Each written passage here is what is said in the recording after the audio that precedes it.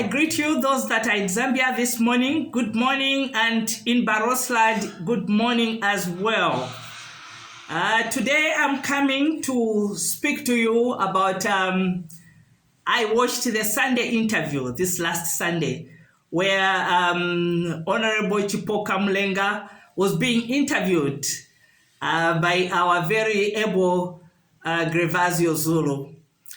Sunday interviews are very interesting for me because they bring in topics that are deep, topics that involve national issues, and where people are able to call in and participate and ask questions direct to whoever is being interviewed. So this time around, it was the Sunday interview. It was Honorable Chipoka Mulenga, who is the Minister for Commerce and Trade. Of interest, the first thing that I noticed was that as he was speaking, addressing issues, but the most interesting part was when now the callers started calling in, because he was talking about his ministry and what government is doing right now. But when the callers started calling in, the first thing that I noticed, which did not resonate with me very well, was the fact that the callers, we've just had this situation of Madam Chisulo and the language on the national broadcaster, and if a program is in English and whatever other else. It has been a hot issue. But what I noticed was Honorable Mulenga, the callers were calling in. They were not speaking to him in Bemba or in Nyanja, but he was speaking back to them in Bemba. So that caught my attention, and I started thinking, well, this is very curious. Why is he doing that? Because for me, he's a national leader. There's been something that has been very hot on the national broadcaster. And so I didn't think it was necessary for him to start engaging again in the same language that people have been discussing about. Grevasio Zulu did a very good job because he was professional. He did not get involved in that. And I said, well done, Grevasio, you have been professional. But for Honorable Mulenga, I would like to guide him. He's a young man. You see, those are issues that have just been discussed. It is better you avoid them because you are a national leader. You should not encourage them. Because what you were displaying there, Honorable Mulenga, you were displaying some kind of arrogance to show that I will speak it, even if you are against it. It's not necessary. It's totally unnecessary.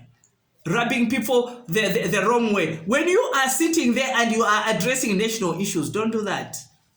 It's not necessary. Now, back to the discussion that was happening on the Sunday interview. One caller called Kefas. I think he was calling from Kawe. And he was talking about how about the government revamping the Mulungushi Textiles. He says he had been living on the Copper Belt, but he moved to Kawe, and he noticed that. So he was commenting on that and trying to encourage the government or engage the government on how they can go about the Mulungushi textile issue. You see, and then Honorable Chipoka Mulenga responded, and he said, we are working on it. He didn't want to give assurances, timeline, and all that because he didn't want to involve himself like that, lest he be quoted to say, you said this, and it's still not happening. The thing about Mulungushi Textiles is it has been there from the time of Dr. Kenneth Kaunda. It has been there. That was his initiative. Because firstly, it was being run by the Chinese. The government took it over. And for as long as it was in the hands of the government, it was running. Immediately, it was moved from government hands into the private sector. That's why now you have seen today it's open, tomorrow it's closed. Today it's open, tomorrow it's closed. So the question is, even if government now are saying they are revamping it, the question is, are they revamping it to run it themselves, or are they going to hand it over to a private investor? And I would like to counsel government at this point that some of these entities, government, you need to own them. You need to run them yourselves. Honorable Chipoka Mulenga, you are for commerce and trade. Commerce and trade, you are supposed to own some of these companies. The textile sector, own it, run with it. You have the machinery, you have the money, you can do it. But what I see is the problem of those that are in charge not having enough confidence in themselves. You are not having enough confidence in yourselves to say, we can do this. These are some of the sectors that can, one, bring in the very needed income that you need as government. Two, these are the sectors that create employment. Because remember, during the time of Kaunda, we had the Mungushi Textiles, we had the Kafue Textiles, we had Kawe Industrial Fabrics. I can remember clearly those three. And they were all parastatals. They were creating jobs, and at the same time, they were bringing in the much needed income that the government needs. You cannot run a government that does not produce anything. Because the way it is right now, UPND government, you are not producing anything.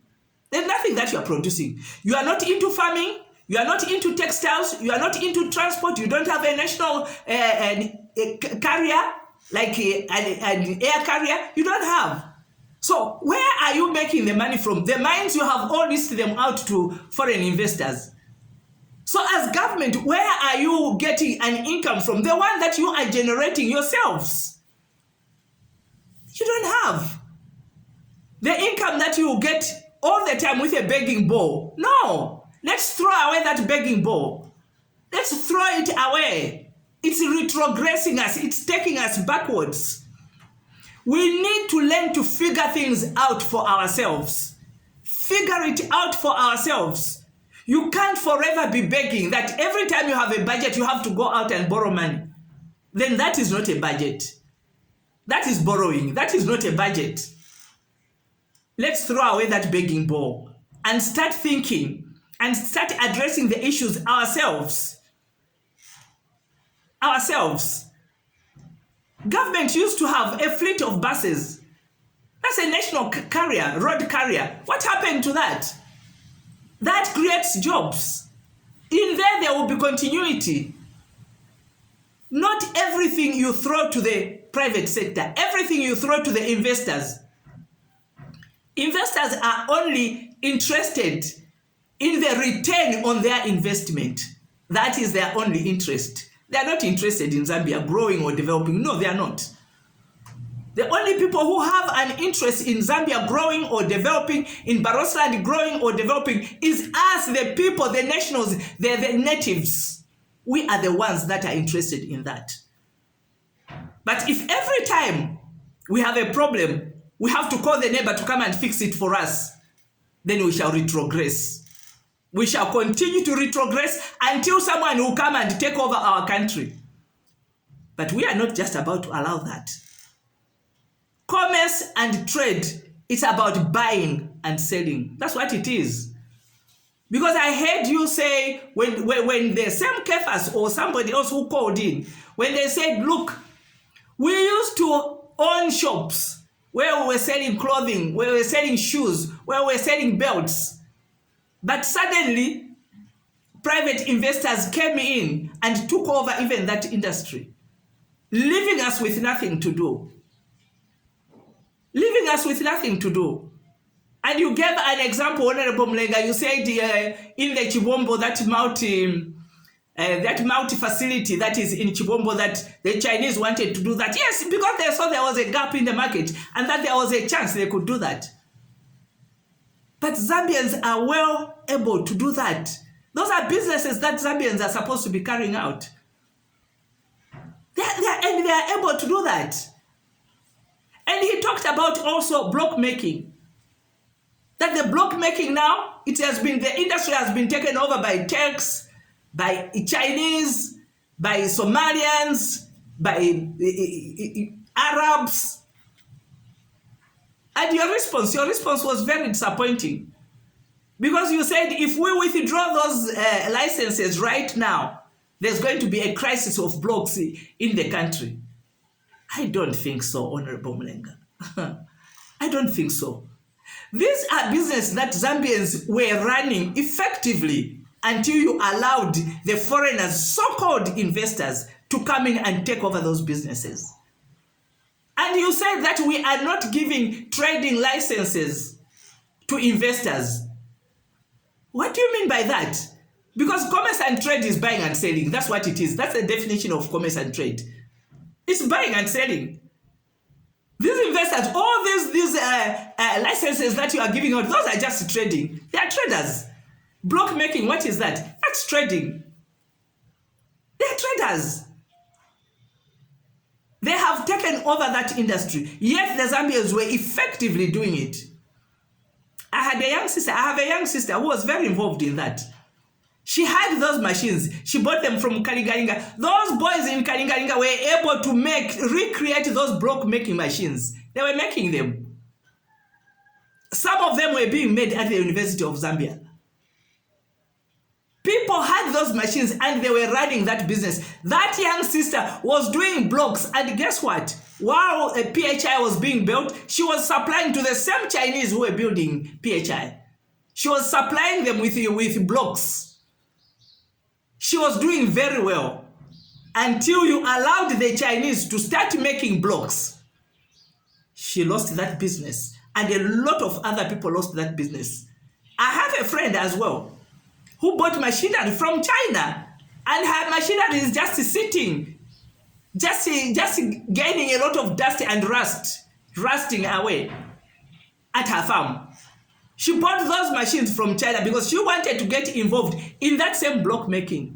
But guess what? When she tried to go on the ground, she realized that the Chinese, the Turks, the Arabs, they are undercutting us. Why? They are big players.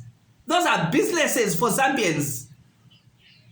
You cannot come in this country to say you are an investor and you are making blocks. No. And don't underestimate the Zambians, Honorable Mulenga. Don't underestimate the Zambians.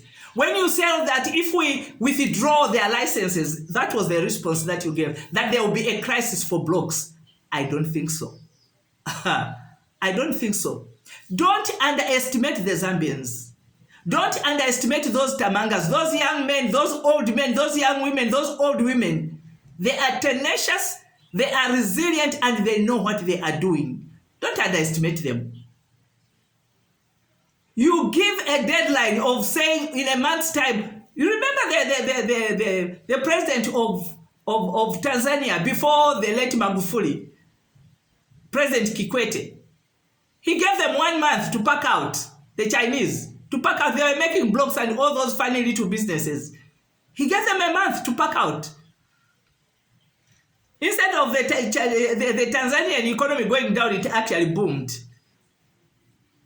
If you give them 1 month to pack out, these Zambians know what they are doing. And actually, for your information, you were talking about that. No, that's why we'll give them, we'll give loans. You know, we are giving small and medium-sized companies loans. Honorable Mulenga, let's be honest. There's nothing that CEC is doing for the people of Zambia. Nothing. You are talking about, no, if you write a proper business plan. We have been writing those plans probably before you even started grade 1 or before you even went to reception. There's nothing that we don't know about writing those plans. Zambians are smart people. They know how to do those things. But I can rest assure you that they don't even need that fake CEC money of yours. They don't need it. I've told you that they are resilient and they are tenacious. They'll find their own money to start making those blocks.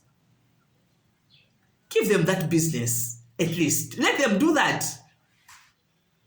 Stop encouraging investors who are not investors, who just want to come and trade. Selling clothes, someone called in and said, look, we are able to sell clothes, to sell shoes. They are able to do that. These are things we were doing way before. It was effective. And people were making money out of that. They were making money. These are the businesses when the Zambians are calling in and they are telling you, allow us to do this. Take away that power from the foreigners, the so-called investors who are not investors. Take it away from them and allow the Zambians to blossom. They don't even need your money. I can rest assure you that they can find their own money. They can find their own money. Because this same CEC money that you talk about, the 5,000 and 2,000 that you give to marketeers and to the youths, and you say the youth should start their own businesses. In this environment, in this kind of economy, you expect a startup to survive in this kind of economy. They can't survive. They can't survive. And for once, you should learn to think like youths. Think like somebody who has not eaten for 3 days. When you give them that 5,000 kwacha, what do you think is going to happen? The first thing is I must think of what to eat. As for youths, the first thing they'll think of is they want a smartphone. They are youths. You can't expect them to start businesses and to be able to sustain those businesses when you as a government, you are failing to do those same things and sustain those businesses. What you need to do is own some of these entities. The textile industry that I've spoken about, own it. Employ the same youths. Let them be in the system. The agriculture sector, I have spoken about it. We have enough scientists who are well able to run those big farms, government farms, where you are producing wheat, soybean, maize, so that there is no hunger in the country, so that we don't have a crisis of no because there is El Nino. If you did that as government, that in every province you have that, and you are employing people, government is the biggest employer. Government is the biggest employer. When you allow the private sector to do block making, to start running their own shops. You see, during Dr. Kaunda's time, some of the things that KK did were very good things. Because Zambia State Insurance would build malls in these towns. You build malls. And KK would say, in those malls, I don't want foreigners, just Zambians. And it worked. When you have policies like that, you will see Zambians blossom. You will see them blossom. Don't underrate them. They are smart. Zambians, Barasa and people, we are smart. Don't underrate us, Honorable Mulenga. CDF, the initiative may have been good, but I mean, let's face it, there is no money. If you are debt restructuring and fuel is going up and minimum is going up, then it means you don't have money to start distributing to the nationals. You don't. Let's face it, you don't. So maybe let's shelve that idea and concentrate on production. Let's concentrate on production. Let's stop thinking too big of electric cars when we don't have enough maize grain in the silos. Let's concentrate on the maize grain. Then we can think of electric cars.